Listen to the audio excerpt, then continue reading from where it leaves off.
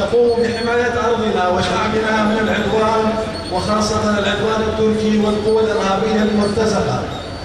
أيتها الرفيقات، أيها الرفاق، إننا كحزب وكشعوب في سوريا نمر بمرحلة مصيرية تاريخية، ومنذ انطلاقة حزبنا حزب سوريا المستقبل سنة 2018 إلى يومنا هذا نخوض كفاحا كبيرا لتحقيق المهام المرحلية، وقد قطعنا مسافة لا بأس بها من هذا الماراثون الطويل والمليء بالتحديات المتعددة الجوانب.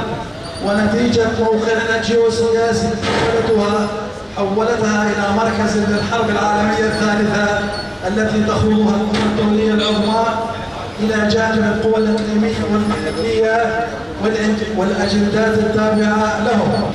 شاكرين ومقدرين استجابتكم لدعوتنا وحضور مؤتمرنا الذي ينعقد التزاما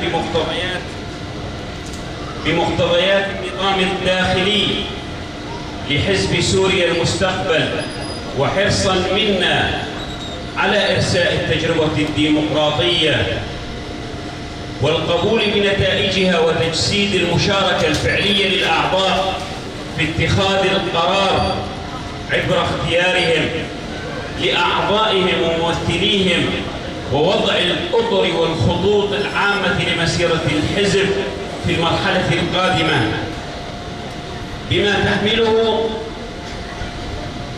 من تحديات ومصاعب يتحتم علينا مواجهتها بوعي وإدراك وإعداد واستعداد ووفاء لقادة بذلوا كل التضحيات من أجل سوريا ووحدتها.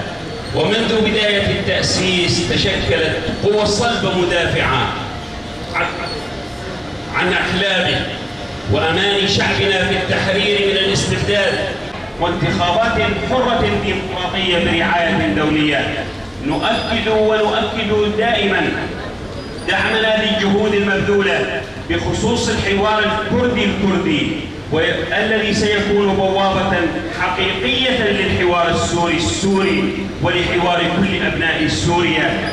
المجد والخلود لشهداء الحرية، وفي مقدمتهم شهداء حزبنا عمر علوش والشهيد مروان فتيه والشهيدة القديسة هفرين الخلف وفرهاد رمضان الشاب، الذين أثبتوا في التصدي لكل مظاهر الاستبداد.